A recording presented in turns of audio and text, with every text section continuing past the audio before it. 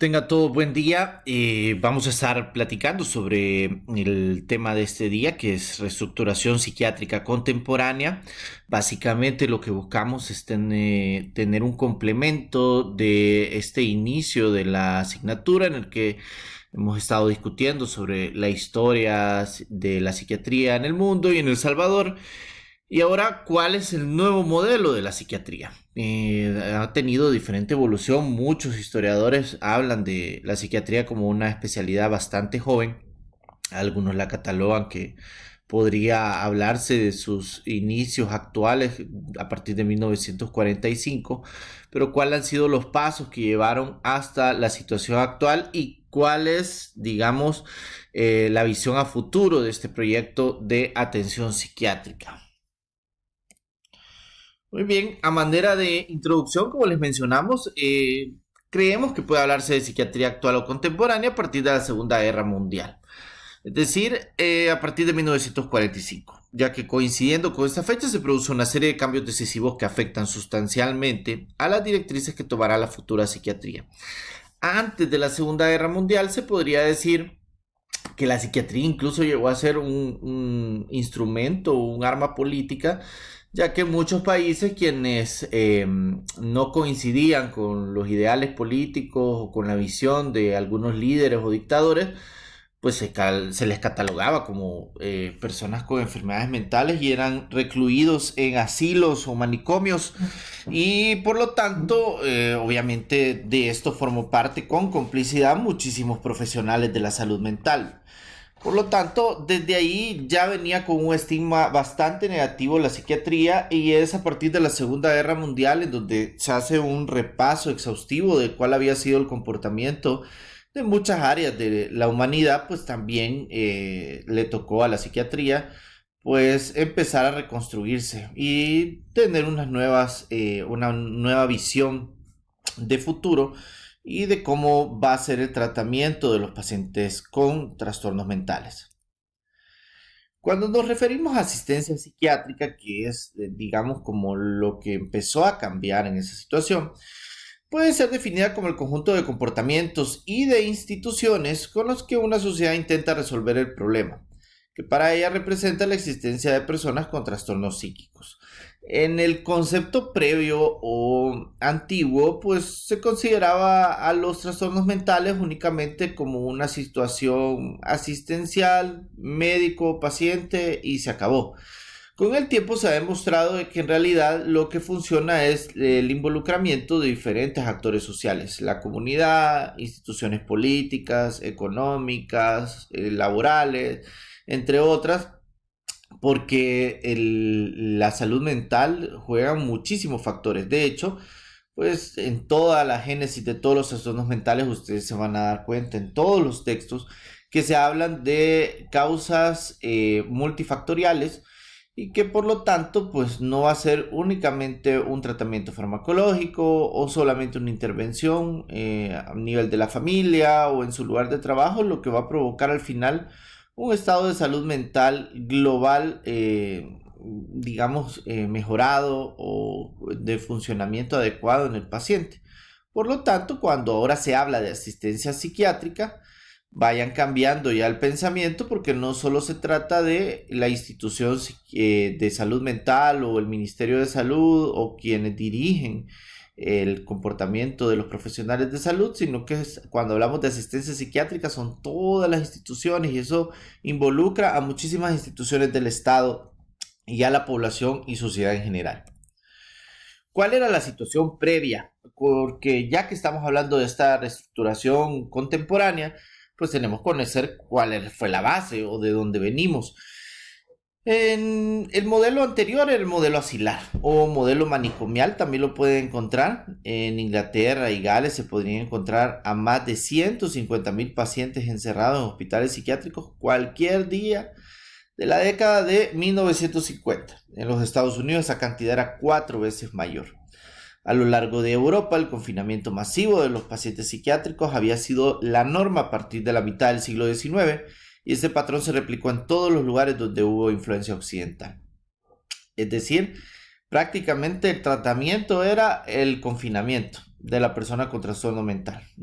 Aparte de que, y ya lo vamos a mencionar con respecto al área de los psicofármacos, pero prácticamente comenzabas con cualquier trastorno mental y la solución era el asilamiento, era irte al manicomio y punto. Las poblaciones psiquiátricas empezaron a crecer de manera desmedida y aunque este cambio, como les menciono, a partir de 1945 empieza esta reestructuración y ya lo vamos a ver más a detalle, pero todavía hay algunas sociedades, como por ejemplo en países orientales como en Japón, en donde todavía sigue predominando el modelo manicomial o de asilos o de hogares y que hasta, digamos, en la década pasada han empezado con cambios más serios para evolucionar de este modelo a un modelo integrando más a la comunidad.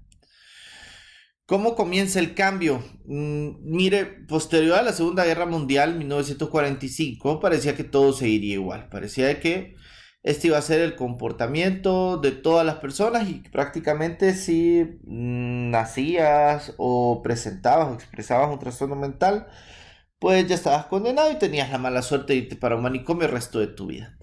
Pero, como les decía, así como los trastornos mentales tienen causas multifactoriales o digamos tienen una génesis multicausal, también los cambios, sobre todo, no solo en psiquiatría, sino en muchísimas áreas de la medicina, también son multicausales.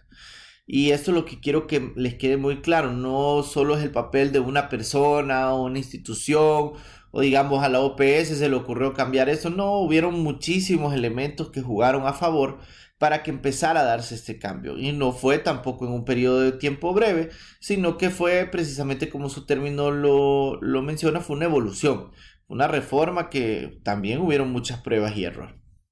Para comenzar, el papel de la prensa. La prensa siempre juega un papel fundamental en muchísimos de los cambios sociales, por no decirlo en casi la totalidad de los cambios sociales que suceden en la historia de la humanidad. Y acá vamos a mencionar un personaje un periodista que juega un papel bastante importante. Nos referimos a Albert Deutsch, que había escrito la primera historia del tratamiento de las enfermedades mentales en los Estados Unidos y que había sido miembro honorario de la Asociación Americana de Psiquiatría como muestra de agradecimiento de la profesión. Él fue el que pronunció quizás de las más famosas críticas como periodista a la situación de este modelo manicomial. Anteriormente, obviamente, una de las, digamos, de las piedras angulares que había provocado que este modelo siguiera funcionando es que las personas, este tema no se hablaba. Tenías un paciente con trastorno mental, un familiar con trastorno mental, lo ibas a dejar al manicomio y se olvidó. O sea, quizás la mamá, algunos hermanos lo iban a visitar, pero esto dejaba de ser tema. A nadie le interesaba cuál era la condición del paciente allá. Muchos abandonaban a sus pacientes y se olvidaban.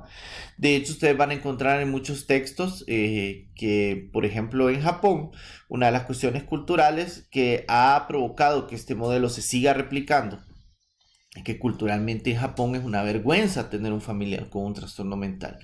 Por eso los japoneses pues dejan a su familiar en estos asilos o manicomios y prácticamente esa persona desaparece de la biografía de la familia. Alguno que otro familiar puede eventualmente visitarlo, pero no va a ser un tema conocido, no lo va a publicar en redes sociales, etcétera. Esto queda en la privacidad de la familia. ¿Cuáles fueron las publicaciones de este periodista? La primera, pues La vergüenza de los estados, en 1948, y a partir de ahí, pues publicó muchísimos más ensayos a partir de la información o del contacto que él tuvo con este modelo manicomial. Recuerden que también muchas personas que no quisieron ir a la guerra, no quisieron participar del conflicto de la Segunda Guerra Mundial, y esto incluía también periodistas, pues fueron también llevados a manicomios en algunos estados hasta por motivo de castigo. Y hubo otro periodista como Harold Orlansky que publicó Un campo de concentración estadounidense en 1948. Aquí empieza, digamos, estos son como los primeros chispazos de este cambio que iba a suceder en este modelo de asistencia psiquiátrica.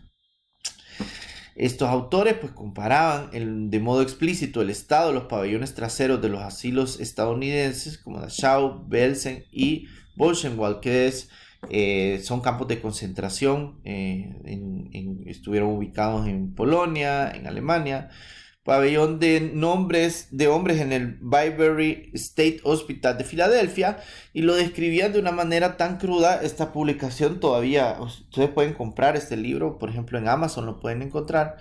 Una escena sacada del infierno de Dante. 300 hombres estaban de pie, de cuclillas o tumbados en un cuarto vacío. Entre gritos, quejidos y risas fuera de este mundo, algunos yacían en el piso desnudos sobre su propio excremento.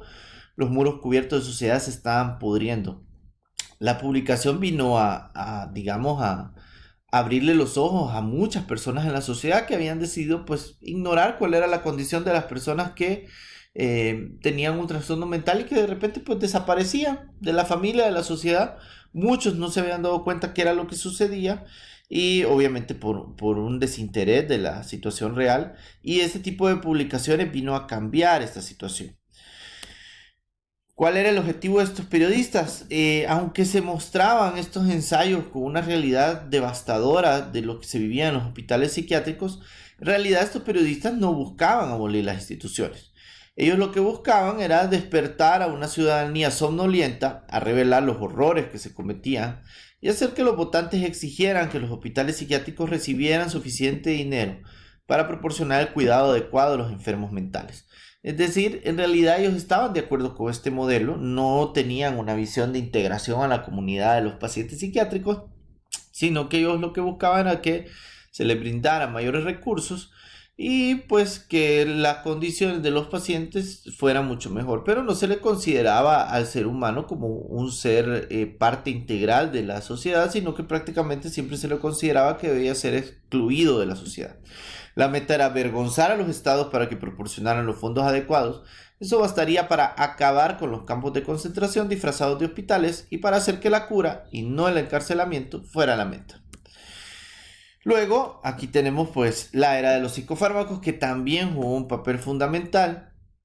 La caída en las poblaciones de los hospitales psiquiátricos de los Estados Unidos y Gran Bretaña comenzó a mediados de los 50 y coincidió casi de modo preciso con la introducción del primer tratamiento farmacéutico moderno de una enfermedad mental importante.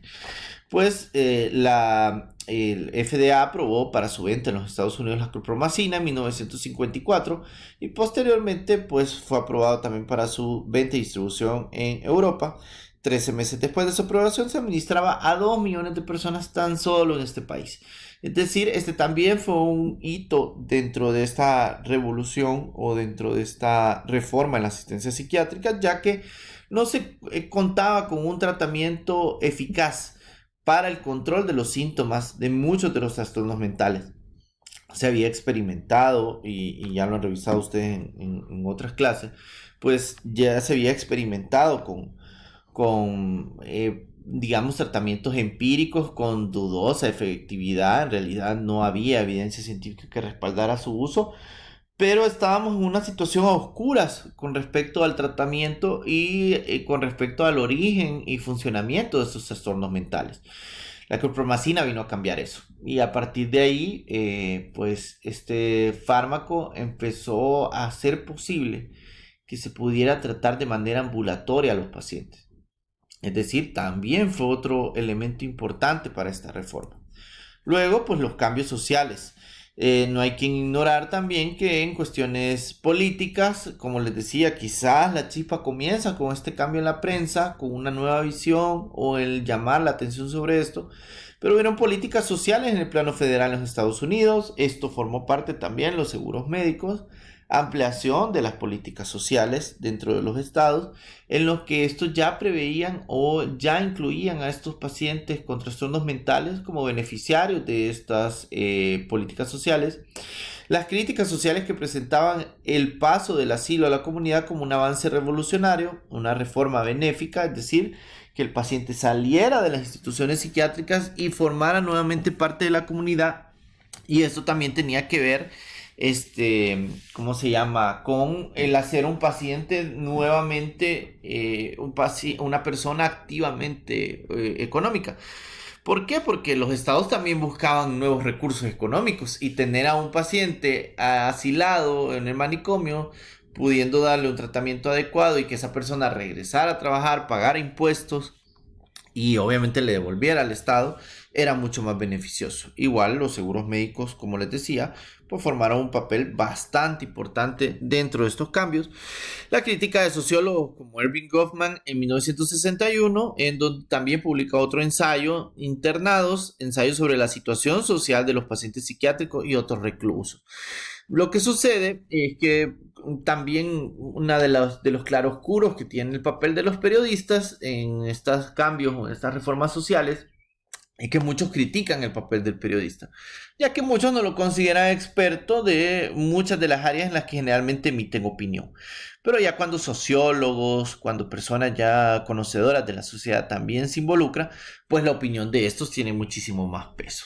Y en el caso de Erving Goffman, pues es famosísimo este ensayo sobre la situación social de los enfermos mentales. Él describía también de una manera, digamos, bastante cruda la realidad que vivían los pacientes. En un fragmento que les coloco acá, pues habla sobre cuchitriles de almacenamiento inútiles adornados con papel psiquiátrico. Han servido para retirar al paciente de la escena de su comportamiento sintomático, pero son las rejas, no los doctores, los que han llevado a cabo esta función. El costo que los pacientes han tenido que pagar por este servicio ha sido la dislocación considerable de la vida civil, el aislamiento de los seres queridos que organizaron la reclusión, mortificación a causa del régimen y la vigilancia del hospital, un estigma permanente después del hospital. Esto no solo ha sido malo, ha sido grotesco.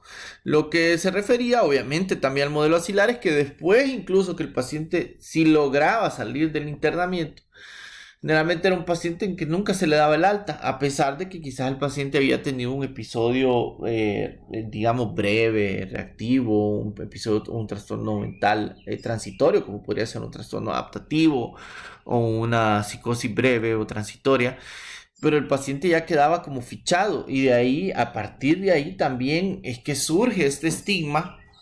Muchas personas, por ejemplo, hasta el día de hoy, muchos temen buscar ayuda, asistencia psiquiátrica o psicológica porque consideran de que prácticamente eso va a ser una marca en tu vida, que ya una vez tuviste un trastorno mental, toda tu vida vas a tener un trastorno mental, eso es como que asistieras algún día por un problema gastrointestinal donde el gastroenterólogo y a partir de ahí siempre vas a ser un paciente gastrointestinal cuando en realidad no es cierto, quizás tuviste algo transitorio, pero hay muchas personas que temen y el problema o el coste de esto es que son personas que en realidad pasan años de su vida sufriendo, pasándola súper mal cuando en realidad, o digamos, haciendo que las enfermedades que quizás eran transitorias, eran breves, se terminen cronificando.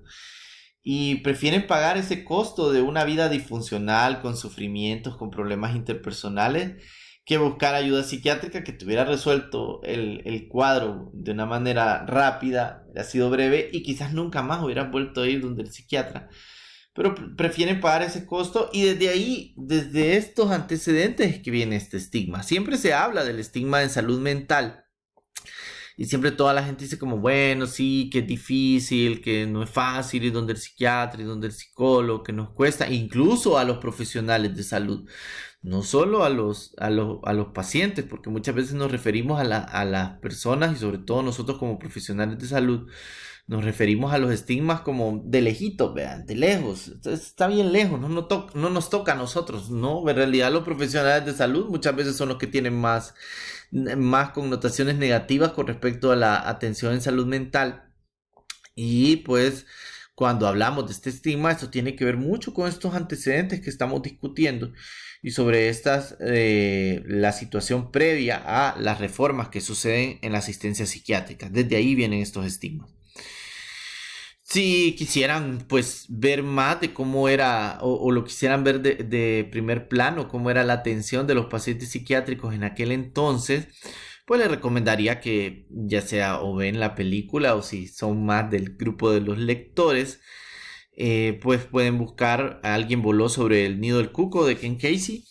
Este libro pues es una joya. La verdad es que la manera que el autor tiene para describir cómo era el trato de los pacientes psiquiátricos y del personal sanitario.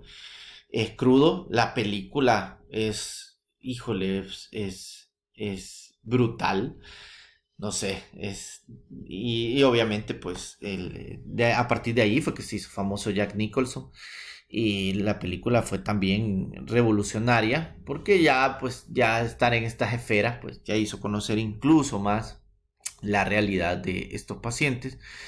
Si tienen la oportunidad de verla o leer el libro, se van a dar cuenta que en realidad en nuestro país y en muchas sociedades, no solo en nuestro país, pues en realidad no se ha cambiado mucho. Todavía hay un modelo bien paternalista dentro de la asistencia psiquiátrica y vamos a entrar más a detalle al final de la presentación. ¿Cuáles fueron los países precursores de la reforma psiquiátrica? A pesar de los importantes matices diferenciales existentes en cuanto a orientación y desarrollo efectivo, entre las reformas emprendidas en países como Inglaterra, Estados Unidos, Canadá, países nórdicos y posteriormente Italia y España, hay en todos ellos una característica común: la búsqueda de alternativas a una organización asistencial basada en el manicomio. Todos estos países, el eje central era el manicomio. ¿Y qué es lo que buscaban todos? Aunque todos con diferentes caminos, con diferente intensidad o con matices diferentes, todos buscaban un modelo de asistencia que fuera diferente al manicomio. Vamos a revisar algunas de estas experiencias para que veamos cuáles han sido estas diferencias en estos países que obviamente fueron los que provocaron el cambio. Este cambio, como les menciono, tiene una gran influencia occidental.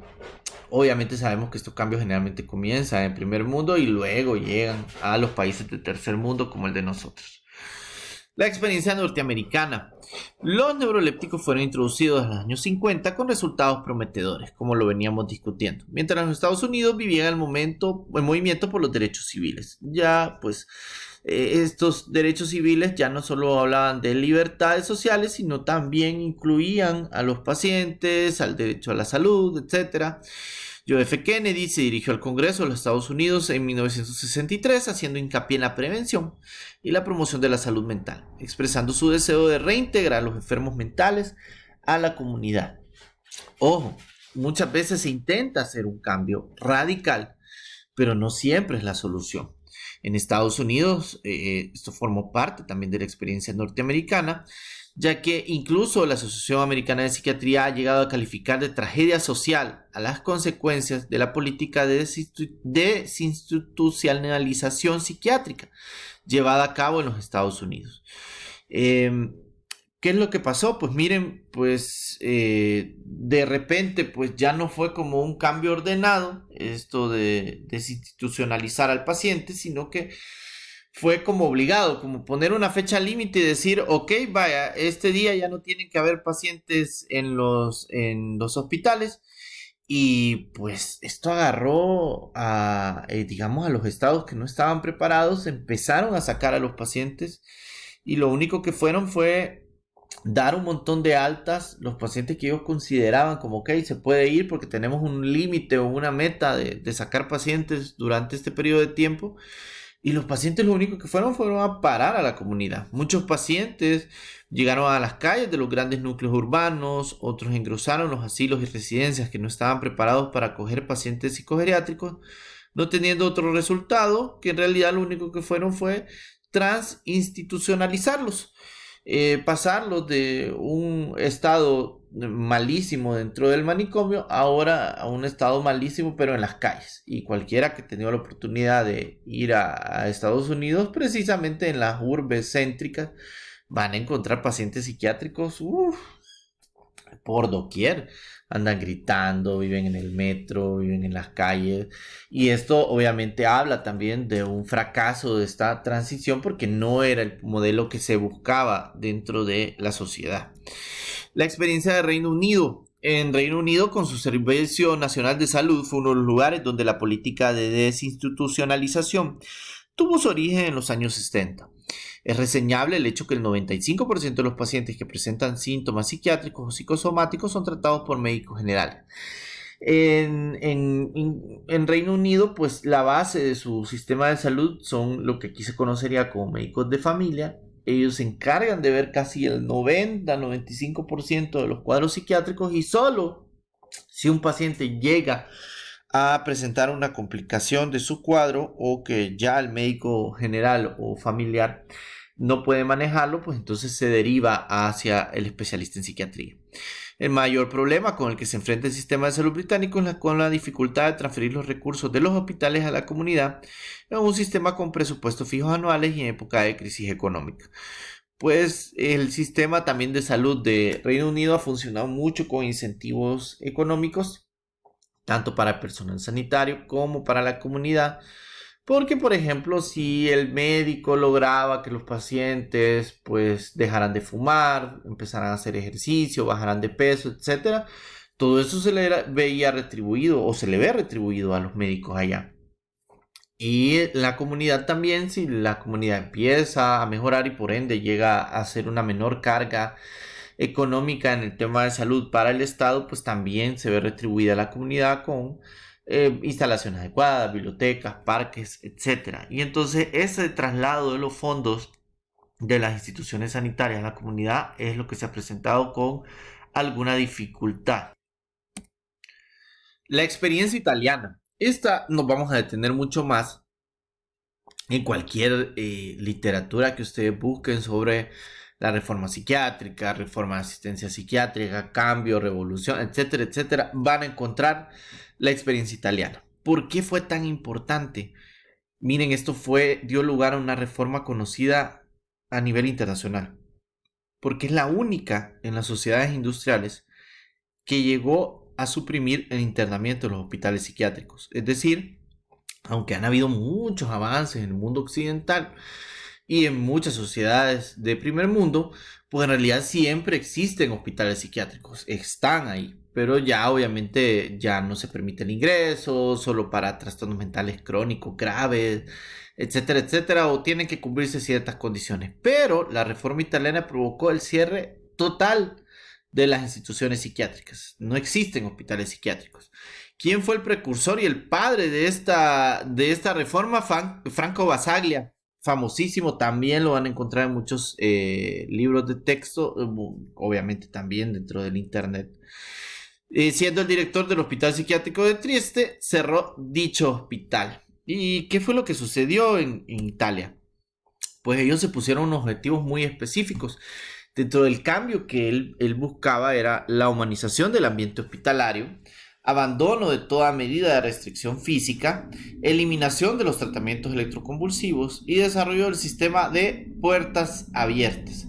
Él, siendo psiquiatra y director del hospital psiquiátrico pues, de la ciudad, pues se dio cuenta que en realidad a los pacientes prácticamente se les trataba como únicamente enfermos mentales y se les había olvidado a todas las personas, incluyendo o fundamentalmente al personal sanitario, que eran personas con sentimientos, con una biografía, con sueños, con metas, y prácticamente era como que si tenías un trastorno mental, se olvidaban totalmente de tratarte como un ser humano. Entonces él decidió que quizás el enfoque estaba muy mal utilizado y que en realidad estos pacientes no iban a mejorar siendo tratados como enfermedades psiquiátricas, sino que los pacientes iban a mejorar cuando se les tratara como personas.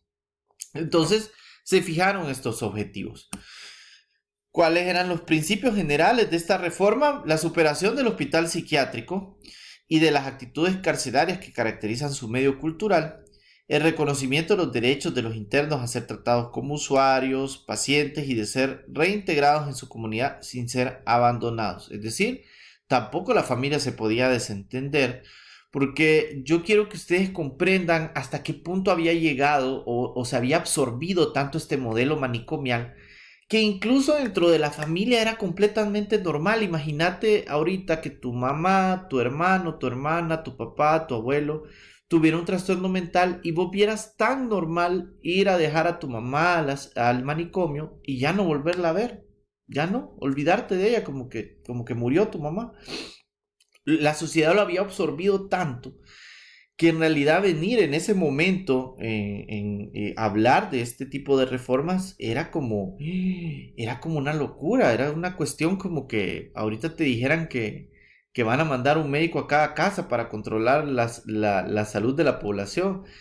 Pues así se escuchaba en ese momento. Ahora nosotros lo vemos lejos, porque entendemos y obviamente ustedes lo han visto en otras asignaturas, ¿verdad? De que se hace un énfasis de que la atención ahora es tener un objetivo comunitario, que hacer los determinantes sociales de la salud, etcétera, etcétera. Pero en ese momento, sobre todo con los trastornos mentales, estábamos todos para el suicidio colectivo, hablar de una reforma de este tipo.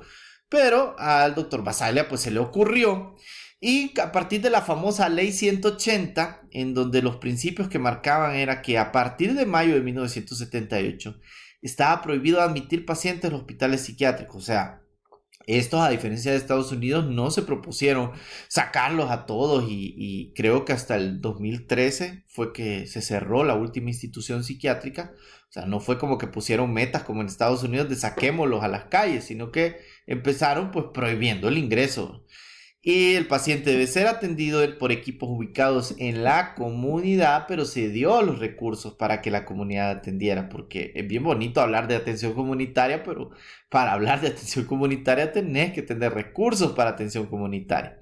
Solamente en ausencia de la posibilidad de atender al paciente en el medio comunitario, se utilizarán los servicios psiquiátricos en hospitales generales, los que estarán provistos de un máximo de 15 camas. Incluso limitaban la cantidad para que también al personal sanitario, por comodidad, por conveniencia, quisieran tener al paciente, no hacer las intervenciones sociales adecuadas, ¿verdad? Porque, ay, no, tendríamos que hablar con la familia, es que dicen que tendríamos que hacer esto. Entonces, como el personal sanitario obviamente también se acomoda para ellos tenerlo ingresado, como no es mi dinero, sino que es el dinero del Estado. Entonces, también tratando de prever esta situación, pues se limitó incluso el número de camas que se podían tener para pacientes psiquiátricos en los hospitales generales. El impacto de esta reforma fue que a partir de su influencia los 90 hospitales psiquiátricos italianos o manicomios fueron paulatinamente cerrando sus puertas como lo había hecho el primero, que fue el donde él había sido director en la ciudad de Trieste. Desde donde Franco Basaglia convenció a la comunidad médica y a las administraciones del beneficio social de poner fin a la internación de pacientes psiquiátricos, dotar a los hospitales generalistas y al territorio de recursos para continuar su atención adecuada y acompañamiento en la recuperación de sus derechos, con una vivienda y trabajos dignos, y la supervisión de los profesionales sanitarios fue el siguiente paso. Como les mencionaba, pues no solo fue como decir voy a cerrar el hospital, sino también llenar a la comunidad de recursos. No nos vayamos tan lejos, acá en nuestro país únicamente hay una unidad de salud que tiene psiquiatra. De ahí no hay ninguna otra en todo el país. Todos los psiquiatras, pues a partir del segundo nivel y tercer nivel. Y no es que en todos los hospitales de tercer nivel, ni en todos los hospitales de segundo nivel, en algunos. Prácticamente los psiquiatras de atención pública pues están todos centralizados en el hospital psiquiátrico, porque aquí seguimos con este modelo todavía. Se están empezando a dar ciertos pasos y obviamente para esto, pues por eso les decía, tiene que haber la participación de muchas instituciones, porque ahí tendría que ver el Ministerio de Hacienda dando recursos, el Ministerio de Trabajo también obligando a que instituciones grandes, así como existe un médico empresarial dentro de las instituciones, dentro de las maquilas, tendría que también haber un recurso para salud mental. Quizás no precisamente psiquiatra, pero alguien con experticia en el área de salud mental para el manejo de estos pacientes, porque se le debería dar un seguimiento ya una vez que el paciente estuvo en el hospital, pues después darle el seguimiento comunitario. ¿Cuál es la situación actual en Italia? En Trieste, ¿funcionó o no funcionó esta reforma? Miren, en Trieste con 200.000 habitantes existen 4 centros de salud mental, ya no existen hospitales psiquiátricos. En ninguno hay puertas de seguridad que impidan salir o entrar libremente a los pacientes.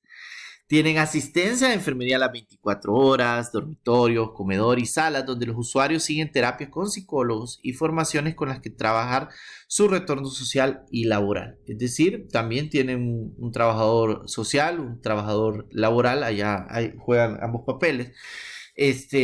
Funcionó. ¿Se imaginan ahora el hospital psiquiátrico con puertas abiertas y que los pacientes salieran cuando quisieran? Se van a dar cuenta dentro de su rotación. Hay un servicio, se conoce como servicio de subagudos, Yo estaba dentro de mi formación cuando comenzó este servicio. Y este servicio tiene digamos, esta visión implementada. El servicio no tiene rejas, no hay llave, el paciente puede entrar o salir dentro del servicio cuando guste, puede salir obviamente debe seguir ciertas directrices, pero puede salir. Y yo recuerdo que incluso cuando yo estando de residente hablaron de este servicio, muchos del personal de enfermería decían, va a ser un fracaso, va a ser un fracaso. Me decía, ¿cómo va a creer que el paciente no se va a querer salir? Obviamente se va a salir, eso es absurdo. Y cuando se dieron cuenta que en realidad los pacientes no es que salían corriendo, el paciente es una persona, entiende que está sufriendo, busca atención, quiere mejorar, pero nadie se va a sentir bien que te tengan encerrado en una reja, que te pongan llave incluso en el baño, tenés que pedir llave para ir al baño porque te tienen encerrado. A nadie le va a gustar estar amarrado. Entonces, cuando comienza este servicio en el hospital psiquiátrico, pues en efecto, los pacientes que quizás en el pasado se habían fugado de los pabellones con rejas, en esta ocasión estaban muy tranquilos. Ya no llevaban uniforme hospitalario, sino que estaban con su ropa de calle, ropa diaria, participando de actividades ADE. Si no querían, no participaban, etcétera, etcétera. Se les explicaba por qué eran los medicamentos. Es decir, en realidad, aunque aquí obviamente estamos en pininos, en realidad el modelo funciona. Y por eso les ponía cuál era la situación actual en Italia. Además de las instalaciones de atención a personas con un diagnóstico de salud mental y a sus familiares, porque la enfermedad no solo afecta al paciente, sino también a todos los que conviven con él, con puertas siempre abiertas, sin batas blancas, además de liquidar el manicomio, puso fin a la contención física de los pacientes.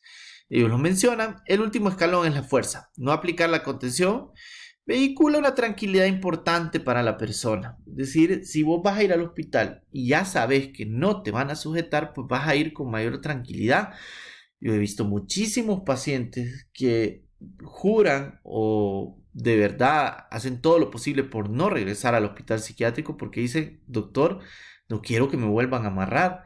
En realidad es humillante para los pacientes, se vulnera su condición como personas, como lo hemos venido discutiendo, y allá pues también se abolió este tipo de situaciones. Flexibilidad en cualquier detalle, sea la presencia de un familiar o alguien de confianza que está presente en el momento de sobrellevar la crisis, o los horarios, sin atención al tiempo que requieran ganarse su confianza, reducen la posibilidad de nuevas crisis. Una vez llega la calma, es el mismo paciente el que pide la medicación para poder descansar y proseguir con su normalidad. Solo en algunos casos usamos la sedación, pero nunca atando, mencionan los profesionales de allá. De hecho, ahora en dichos centros de salud mental se permiten ciertas rotaciones para que muchos profesionales de áreas de salud mental de varias partes del mundo viajan hasta allá para conocer el modelo de primera mano, saber cómo funciona. Porque, como les decía, si se imaginan que lo quisiéramos implementar acá, la resistencia profesional que habría sería terrible. Entonces, y del personal sanitario, lo que venimos hablando de los estigmas. Entonces, en la experiencia italiana lo van a revisar en casi cualquier artículo, texto que hable sobre reforma de atención o de asistencia psiquiátrica. ¿Qué sucede en Latinoamérica? Miren, en Latinoamérica hay un hito muy importante, la Declaración de Caracas. En noviembre de 1990, las organizaciones, autoridades de salud, esto incluía la OPS, profesionales de salud mental, legisladores, juristas, reunidos en la Conferencia Regional para la Reestructuración de la Atención Psiquiátrica de los Sistemas Locales de Salud, como ya tenían pues una vasta experiencia en modelos o como habían venido sucediendo en otros países, pues ya habían, digamos, como cierta base científica de lo que funcionaba y de lo que no funcionaba.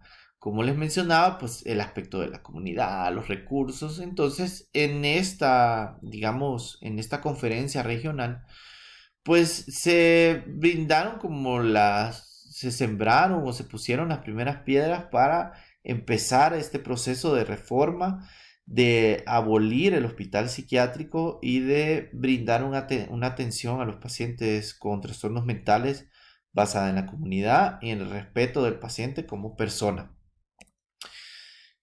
¿Qué fue lo que se dieron cuenta durante la evaluación de los sistemas de atención psiquiátrica en Latinoamérica? Que la atención psiquiátrica convencional no permite alcanzar los objetivos compatibles con una atención comunitaria, descentralizada, participativa, integral, continua y preventiva. ¿Por qué? Porque mientras estuviera en el hospital psiquiátrico nada de esto iba a suceder. El paciente simplemente iba a tener una crisis y todo, la comunidad, la familia, la iglesia, todo el mundo le iba a decir, anda al hospital y que te ingrese. Que el hospital psiquiátrico como única modalidad asistencial obstaculiza el logro de los objetivos antes mencionados. ¿Por qué? Porque aísla al enfermo de su medio, generando de esta manera mayor discapacidad social. Un paciente después de 3 meses de estar ingresado es sumamente difícil volver a integrarse a la comunidad. Es difícil volver a ir a trabajar, que todos los vecinos se te queden viendo con la cara de, él fue el que estuvo en el hospital psiquiátrico, que ahora las personas que antes te hablaban muy tranquilamente ahora te tengan miedo, que seas tema de conversación. El hospital psiquiátrico crea condiciones desfavorables que ponen en peligro los derechos humanos y civiles del enfermo. Hay muchísimos abusos, se vulneran muchos de los derechos de los pacientes. Y los programas de salud mental y psiquiatría deben adaptarse a los principios y orientaciones que fundamentan estas estrategias y modelos de atención de salud. Esto también es importante mencionarlo porque si queremos un modelo en la comunidad, pues el personal que se está formando para atender a la población en términos de salud mental, pues debería de formarse también a nivel comunitario. Si la formación sigue siendo dentro del hospital psiquiátrico, pues la manera de pensar del profesional de salud va a ser también dentro o va a estar encasillada en el hospital psiquiátrico. Hay una gran variación una vez uno como recurso de salud mental sale del hospital, te das cuenta que hay un mundo afuera, pero mientras estés en el hospital seguís pensando que el hospital es necesario, que el hospital tiene que estar y únicamente te das cuenta de que solo son para casos bien extremos, es extremísimo. O sea, es rarísimo que los profesionales en el área privada mandemos a ingresar a un paciente, pero súper raro.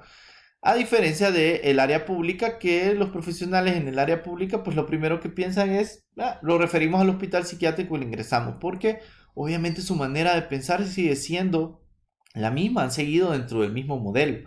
Entonces, en esta declaración de Caracas, pues se dio cuenta se dieron cuenta todos estos actores sociales de la situación actual y de cómo estaba desfavoreciendo el hospital psiquiátrico a lograr estos objetivos. ¿Cuáles fueron los que se plantearon y cuáles fueron los que determinaron que eran urgentes? Dada la situación previa en que se plantea, la reforma psiquiátrica se marca en principio unos objetivos. Dos objetivos muy claros. Mayor capacidad de atención a la demanda y mejorar la calidad de dicha atención. Es decir, recursos y el recurso mejor formado. Como les decía, ya en un modelo comunitario de atención, no un modelo institucional. ¿Qué es lo que dice la declaración? Miren que la reestructuración de la atención psiquiátrica ligada a la atención primaria de salud y en los marcos de los sistemas locales de salud permite la promoción de modelos alternativos centrados en la comunidad y dentro de sus redes sociales. Es decir, no solo eran el personal de salud que debía participar, sino también la familia, también muchos miembros de la comunidad, y a esto nos referimos iglesia, directiva, todas las alcaldías, todo lo que tenía que ver dentro de la comunidad, y esto hacía que el paciente en realidad, si tenía esta atención comunitaria, pues era mucho más fácil integrarse. Quizás este paciente nunca iba a poner un pie en un hospital psiquiátrico. Que la reestructuración de la atención psiquiátrica en la región implica la revisión crítica del papel hegemónico y centralizador del hospital psiquiátrico en la prestación de servicios. Que los recursos, cuidados y tratamientos provistos deben salvaguardar invariablemente la dignidad personal y los derechos humanos y civiles. Estar basados en criterios racionales y técnicamente adecuados, ya que muchas de las prácticas en realidad ni siquiera tienen evidencia científica. Estar basados, propender a la permanencia del enfermo en su medio comunitario, esto debe ser un objetivo básico, no salir de su comunidad. Y asegurar el respeto de los derechos humanos y civiles de los enfermos mentales, de las personas que tienen trastornos mentales, porque había mucha vulneración. Por ejemplo, en países, como en España, para que vos puedas sujetar a un paciente, utilizar contención física, debe haber autorización de parte del fiscal. Y para ingresar a un paciente no va a ser, si el paciente está en contra de su ingreso, no va a ser como acá, que un familiar firma el ingreso y ya lo ingresamos. No, si el paciente no está a favor del ingreso, tiene que involucrarse un fiscal, llevar el caso.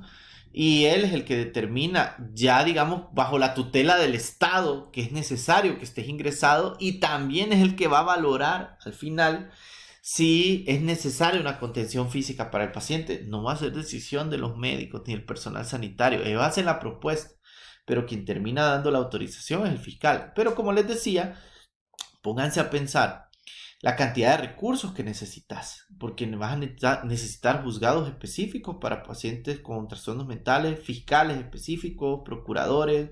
Vas a necesitar un montón de recursos, no solo en salud mental, no solo, digamos, de instalaciones, es decir, unidad de salud mental o una cosa por el estilo, sino que también vas a necesitar recursos en el área de justicia, en el área social, etcétera. Por lo tanto, pues en el papel se oye muy bonito, pero en la práctica, pues acá es donde se dificulta.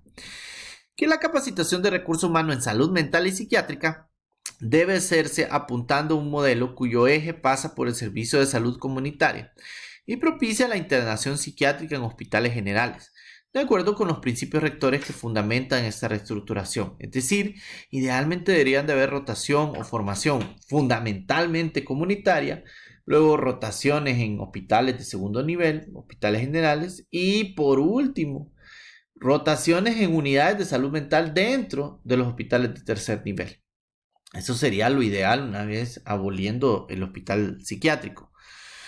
¿Cuáles eran las prioridades que se marcaban en esta declaración? También la necesidad de empezar un proceso de transformación de los hospitales psiquiátricos, es decir, que sea paulatino, porque ya habían visto la experiencia de otros países que habían tratado de hacerlo de manera abrupta y habían terminado siendo un problema social. Trazar un perfil cuantitativo y cualitativo de los pacientes crónicos internados. Es decir, los que ya tienen años de estar ahí, que son pacientes que sería difícil volverlos a integrar a la sociedad porque prácticamente su vida se ha llevado a cabo en un hospital psiquiátrico. Ustedes lo van a ver, por ejemplo, en los pabellones de crónicos del hospital psiquiátrico. Hay pacientes que desde los 12, 13 años están ingresados allí y ahora ya tienen, ¿qué? 60 años de estar de vida. Es decir, fácilmente tienen 40, 50 años de estar ingresados. Desarrollar un movimiento de sensibilización con los profesionales y administrativos. Motivar, obviamente, este eje fundamental de la desinstitucionalización. Favorecer experiencias de comunidades terapéuticas e instituciones de rehabilitación. Es decir, ir haciendo como un traspaso paulatino, irle quitando fuerza a esta institución psiquiátrica e ir pasando esa fuerza hacia la comunidad. Eso fuera, digamos, eso es las prioridades que se trazaron allá en 1990. Y se plantearon, obviamente, derechos de los pacientes psiquiátricos.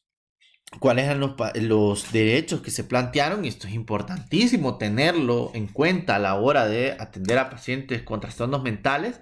Tienen derecho a ser tratados en todo momento con la solicitud, el respeto y la dignidad propias de su condición de persona, a no ser calificados como enfermos mentales ni ser objetos de diagnóstico o tratamiento en esa condición por varias razones, a recibir la mejor atención y tratamiento apropiado y menos restrictivo según las más elevadas normas técnicas y éticas, a ser informados sobre su diagnóstico y el tratamiento más adecuado y menos riesgoso y de prestar y revocar su consentimiento para ejecutarlo. Este estigma que venimos hablando de que habían antes que prácticamente a la persona se le quitaban, se le arrebataban todos sus derechos, la familia era quien decidía que se iba a ingresar y los médicos decidían qué tratamiento. Pues este estigma también va hasta la fecha de ahora. Hay muchas personas que les van a mencionar a ustedes, mire, fíjese que yo he notado tal cosa, mi papá, que no sé qué, y no será que yo le puedo meter alguna pastilla de escondida. Y muchas veces yo he hablado con las personas y les he dicho, y habló con su papá, y ya se sentó con él y le explicó, no, pero es que él me va a decir que no. Y le digo, ya lo hizo. Me dice, no, pero es que mejor así que no se dé cuenta. El estigma o esta creencia se sigue, digamos, replicando. Muchas personas consideran que por una persona tiene un trastorno mental, pues ya es una persona que no es libre de decidir, que no puedes hablar con ellos, sentarte, explicarle. Habrán algunos trastornos que son mucho más graves, mucho más crónicos quizás, o que son más difíciles de tratar porque obviamente el paciente pierde el contacto con la realidad, pero no son todos, estamos hablando de un porcentaje mínimo. En realidad, la mayor parte de trastornos mentales, el paciente, su conciencia sigue indemne y puede tomar decisiones, pueden llegar a, digamos, como acuerdos con la familia, con el profesional de salud. Y esto es importantísimo tenerlo en cuenta, porque estos fueron parte de los derechos que se le fueron quitando a los pacientes, no paulatinamente, de golpe, a todas las personas que presentaban trastornos mentales. ¿Cuáles son las estrategias recomendadas? Diversificar los servicios, obviamente sustituyendo al hospital psiquiátrico, articulando según su nivel de especialización. Incrementar la diversidad y cualificación del personal. Todo ello con una orientación y bases comunitarias. Un nuevo modelo se integrará así en el sistema sanitario general y garantiza la continuidad de la atención. ¿Por qué? Porque imagínense lo que representaría para un paciente de la Unión venir al hospital psiquiátrico. Solo de transporte fácil te van a cobrar unos 40, 50 dólares si traes a un paciente, que eso puede representar los ingresos de 15 días de una familia allá. Entonces, si existiera una unidad de salud mental allá en la Unión, el paciente es mucho más fácil. O sea, el dinero que va a gastar en transporte lo podría utilizar para otra cosa, incluso para mejores medicamentos que quizás el sistema no cuenta dentro del cuadro básico. Entonces, esta visión comunitaria, obviamente lo que está, digamos, priorizando es también la maximización de recursos. Los problemas sobre los que debe actuar la reforma psiquiátrica se resumen en dos bloques. Estos son centrados los dos problemas. Trastornos psiquiátricos graves, disfuncionales, personal y socialmente, crónicos y con conflictividad social. Y problemas de menor gravedad, por ejemplo, los trastornos neuróticos, de personalidad, patología psicosomática. Es decir, estos son los dos bloques en los que debe actuar la reforma. Uno, teniendo en cuenta estos pacientes que son difíciles de integrar a la comunidad y los que sí son fácilmente integrables, que quizás de hecho nunca debieron de haber salido de la comunidad. ¿Cuáles son las características generales del modelo que estamos buscando de esta reestructuración psiquiátrica contemporánea? Está constituido por dos bloques. Una red de intervención ambulatoria, que sería el núcleo del sistema, es decir, la atención comunitaria, y los servicios más especializados, que esto va para estos trastornos graves que estábamos hablando. Aquí vamos a hablar de atención hospitalaria de estancias cortas para las crisis, rehabilitación, atención de la infancia y adolescencia, atención hospitalaria con régimen de media estancia, atención hospitalaria a tiempo parcial, es decir, el famoso hospital de día, pacientes que por ejemplo están en el día del hospital pero en la noche regresan a su casa. O los fines de semana pasan en su casa y solo en la semana están ahí. O solo llegan ciertas horas del día a recibir ciertas terapias con las que se van integrando a la comunidad después de un episodio de un trastorno mental mucho más grave. Como les mencionaba, esta visión del hospital de puertas abiertas, los pacientes llegan, participan de sus terapias y luego pues regresan a la comunidad tranquilamente, así como el modelo que estábamos viendo de Italia. ¿Cuáles son los niveles de intervención en salud mental? El sistema asistencial de la reforma psiquiátrica se organiza en unos niveles de intervención interrelacionados y con funciones específicas.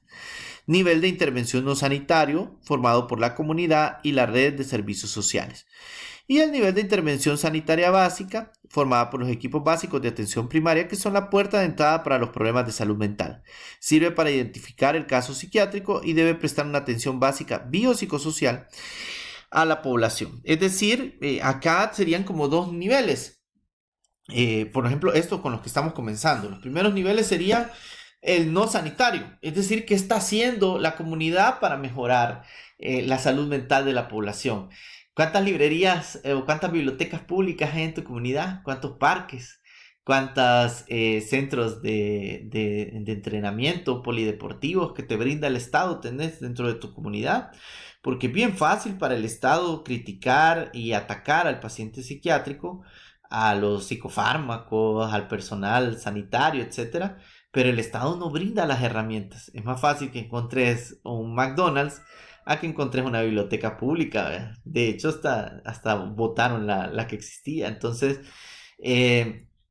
Este es el primer nivel de intervención, el no sanitario. Entonces, si desde ahí ya estamos mal, ya ni les cuento los demás. El nivel de intervención sanitaria básica, como recuerden que esta reforma ya es un mix de las experiencias de varios países. ¿Se acuerdan lo que hablábamos de la experiencia de Inglaterra o de Reino Unido? Estábamos hablando que el tratamiento debería ser basado por el médico general. Este debería ser la puerta de entrada y de hecho este debería de manejar la mayor parte de trastornos mentales. Es decir, no es lo que se busca que hayan 10.000 psiquiatras, no, sino que los médicos generales sean capaces de manejar este nivel básico de atención, que puedan manejar esta mayoría de trastornos psiquiátricos adecuadamente y solo cuando el caso lo amerite sea derivado hacia ya un médico psiquiatra. ¿Cuál es el otro nivel de intervención? Pues ya el especializado, ¿vea? Si ya vimos que la comunidad no puede, luego el nivel básico tampoco, pues ya aquí ya está formado por equipos de salud mental que actúan cada uno en un distrito sanitario. Es decir, aquí serían como las regiones de salud. Operan de forma ambulatoria y domiciliaria, proporcionan cuidados de enfermería y orientación social. Es decir, en las unidades de salud o en las regionales debería haber un equipo de salud mental comunitario. Aquí debería haber psicólogo, enfermera, fisioterapeuta, trabajadora social. Debería haber todo, hasta debería de haber hasta un abogado para que sepa de cuestiones de derechos, para que sepa, por ejemplo, mire, fíjese que abandonaron a una señora, ¿qué dice la ley que tenemos que hacer? ¿Vea? Porque a veces la pobre trabajadora social tiene que andarse rebuscando, ¿vea? Preguntándole a un amigo que es abogado, porque el equipo no cuenta con un abogado. Y como vimos, son varios actores sociales. Se accede a ellos a través de los servicios básicos, es decir, el médico general es el que envía a esa unidad, no es de que el paciente puede llegar ahí abiertamente. O más específicos, por ejemplo, a través de la unidad hospitalaria de salud mental, es decir, un paciente estando ingresado por una causa de otra área, presenta un trastorno mental, entonces probablemente ellos sí pudieran referir a estas unidades especializadas.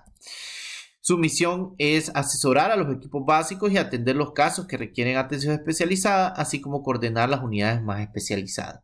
Es decir, ahí está el psiquiatra, el psicólogo, la trabajadora social. Estos dirigen o orientan también a los médicos generales de cómo manejar estos cuadros, cómo los orientan con psicoeducación continua, intervenciones, capacitaciones para los médicos generales, porque no va a ser solo lo que aprendí en la carrera. La medicina es una ciencia cambiante. Obviamente tu formación en estos momentos, cuando ya salgas de la carrera, van a haber nuevas intervenciones, nuevos medicamentos. Entonces, ¿quién debería estar reforzando esto? Cuando llegues a trabajar o cuando llegue un médico general a trabajar en la unidad de salud, debe verse capacitado constantemente. En este caso estamos hablando de la unidad de salud mental para conocer nuevas intervenciones, cuál es el nuevo manejo, no solo con la información que se quedó hace 20 años que se graduó de la universidad. Y también tenemos ya el último nivel, porque hemos venido del el no sanitario, el general o el comunitario, luego ya es especializado, ya viene el nivel de intervención para problemas de salud específicos. Las unidades de salud mental abarcan varios distritos sanitarios y su marco de actuación es el área funcional de la salud mental. Aquí vamos a tener ya para problemas específicos y generalmente está formado por 3 unidades. La unidad de rehabilitación, constituida tanto en los antiguos hospitales psiquiátricos como en la comunidad, como espacios para desarrollar la rehabilitación. Es decir, después de un trastorno mental grave, el paciente cómo se va a rehabilitar con terapia ocupacional, con fisioterapia, con terapia cognitiva, etcétera, etcétera. La unidad de salud mental del Hospital General, que empleará solo cuando la permanencia en el entorno está contraindicada, peligro para sí mismo, los demás, o sea, en la comunidad, medicación intensa en debilitados, o cuando haya que emplear medios terapéuticos hospitalarios. Se tiene que cumplir medicamentos endovenosos en horas en donde la unidad de salud pues obviamente no puede intervenir. Y la unidad de salud mental infantil, que en la mayor parte de casos de problemas infantiles se resuelve a nivel de atención básica, o sea, médicos generales, y solo se derivarán a esta unidad un reducido número que intervendrá mediante asesoramiento clínico y colaboración con equipos de salud mental de distrito sanitario. Es decir, aquí, por ejemplo, tendría que ser como la unidad de psiquiatría infantil del Hospital Bloom. Pero esta unidad debería de estar en las regionales, por lo menos en las cabeceras departamentales. Entonces, se imaginan, pero cuántos psiquiatras infantiles hay en el país, es mínimo, pues no se cuenta con los recursos necesarios. Y aquí es donde pues todavía, aunque está escrito en el papel, todavía es un proyecto a largo plazo esta reforma. La necesidad de formación de los profesionales, que ya lo hemos venido mencionando, ante la diversificación y complejidad de este sistema, resulta fácil entender la necesidad de una formación teórica y técnica que adecue los conocimientos de los profesionales a la realidad de la asistencia sanitaria actual en todos los niveles y garantizar la continuidad de formación actualizada y coordinada que permita una mejor calidad de la asistencia sanitaria. Es decir, no solo es la formación durante el tiempo que estamos aprendiendo, sino también es después venirlo reforzando. Estos profesionales de salud, como les menciono, o los profesionales de salud mental que hemos sido formados dentro de las instituciones antiguas, psiquiátricas, el hospital psiquiátrico, pues también tenemos que seguir actualizándonos y es lo que obviamente hemos hecho para ya entender que hay una atención comunitaria, que el paciente, pues no solamente la única opción es ingreso, ingreso, ingreso, sino que solo para casos críticos va a ser ingreso.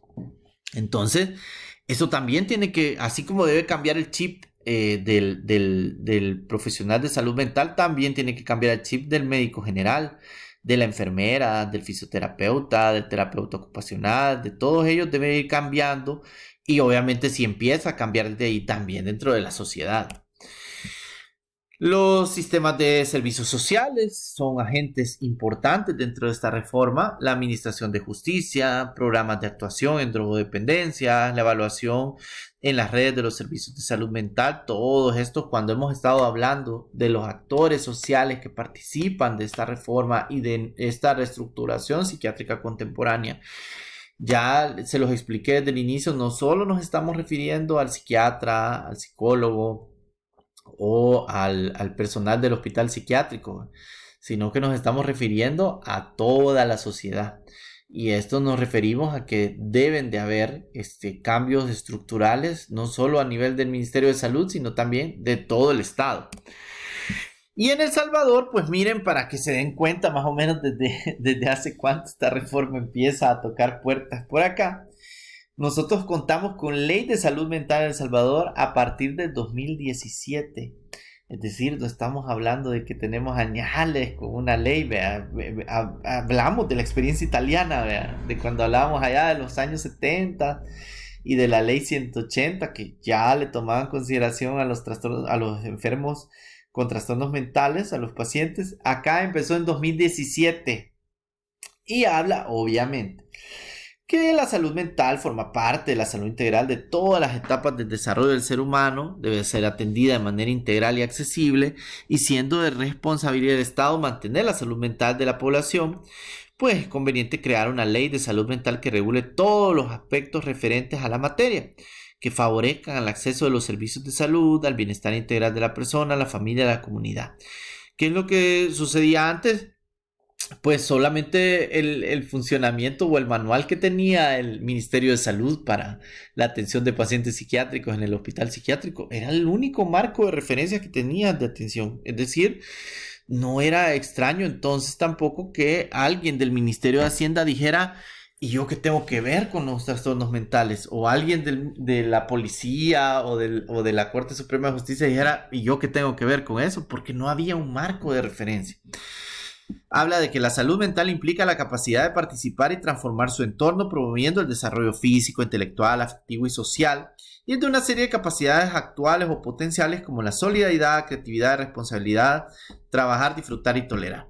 Es decir, se dan cuenta de que la salud mental, como lo habla el mismo concepto, no solamente es la ausencia de un trastorno mental, sino que estamos hablando de que todo tu entorno, todos los recursos con los que contás, tu desarrollo, tu evolución, las herramientas que te brinda el Estado, te permite alcanzar salud mental. Porque aquí hablamos constantemente de que cómo están en boga los trastornos mentales, de cómo ahora toda la gente padece de ansiedad, de depresión, y que son las grandes epidemias ahora en el mundo. Sí, todo el mundo habla de eso, pero pocas personas hablan de la génesis, y la génesis es del Estado. Es decir, mientras no contes con los recursos, lo más probable es que termines presentando un trastorno mental. Entonces, esta ley ya intenta acoplarse, intenta englobar esta situación. Y pues para que una ley sea, digamos, sea efectiva o se pueda utilizar, no solo es la ley, necesitas un reglamento para que la ley se aplique. Sin el reglamento no se puede aplicar una ley. Y el reglamento llegó en el 2019. O sea, todavía tomó un tiempito más.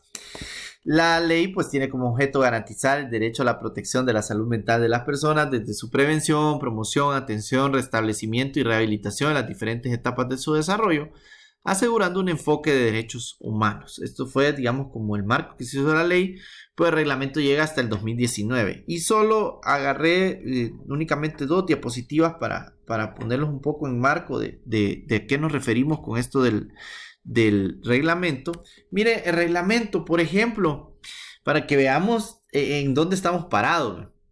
En cuanto al espacio de recreo, en el artículo 35, te habla de que las instituciones proveedoras de servicios de salud mental procurarán incluir en sus instalaciones espacios para llevar a cabo actividades de recreo y esparcimiento, de convivencia para usuarios y trabajadores del establecimiento de salud. Es decir, todos los establecimientos de salud, desde hospitales de tercer nivel hasta unidades de salud, deberían de tener, ¿cómo se llama?, espacios, digamos, para promover actividades de recreo y esparcimiento, no solo para los usuarios, sino incluso para el personal de salud. Estamos lejos de eso. Acceso a los servicios. En el artículo 36, los establecimientos que presten servicios de salud mental desarrollarán acciones orientadas a la atención del individuo, su familia y la comunidad, los cuales deben estar coordinados para abordar los problemas de salud mental.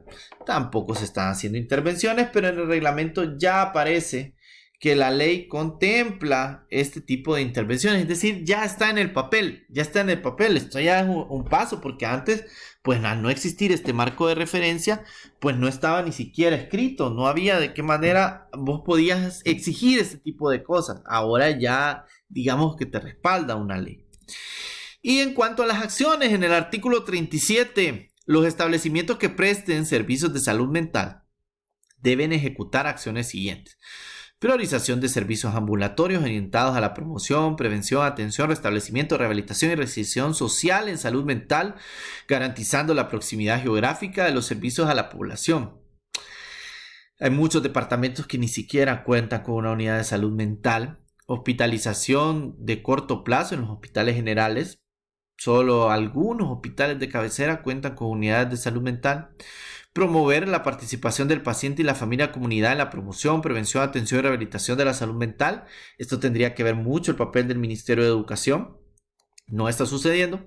Conformación de equipos interdisciplinarios de salud mental para atención comunitaria, es decir, la capacitación del personal de salud mental para los equipos de atención comunitaria. Coordinación interdisciplinaria, interinstitucional e intersectorial de las acciones y servicios, es decir, debería haber participación conjunta, una mesa de trabajo entre Ministerio de Trabajo, por cómo va a favorecer para estos pacientes que han estado con un trastorno mental conseguir un nuevo empleo, cómo se va a proteger su trabajo después de un ingreso, el Ministerio de Salud, el Ministerio de Educación, el Ministerio de Seguridad y de Justicia, la Corte, el Ministerio de Hacienda para ver recursos. Todo esto debería haber una coordinación. Y el recurso humano profesional y técnico debe actualizar su conocimiento para la atención integral de los trastornos mentales y del comportamiento. Es decir, no solo es la formación a través de las universidades, sino después debe haber una capacitación continua para todos los agentes sanitarios. Es decir, ya contamos con ley, ya contamos con reglamento, pero como les puse acá los ejemplos, todavía estamos muy lejos. Se necesitan muchísimos recursos, se necesita cambiar muchas veces el pensamiento, no solo de la sociedad, sino también del personal sanitario. Se necesita que se involucren muchas instituciones, es decir, tienen que haber muchos cambios estructurales que pues son muy difíciles. Lo que sucede en otras sociedades pues es que nos llevan muchos años de avance y ahora pues ya no es raro, por ejemplo, en estos países, así como Italia que les menciono, que ya no existe hospital psiquiátrico, ya nadie se escandaliza. Si alguien aquí publicara que va a cerrar el hospital psiquiátrico, se arma un caos, ¿ve? Entonces, todavía estamos en ese proceso de esta reforma. Esto hablando sobre nuestra actualidad, Pero en otras partes del mundo, como ya lo discutimos, pues ya se encuentran muchos avances, ya la atención psiquiátrica no es como la que ustedes van a ver dentro del hospital, sino que es totalmente diferente.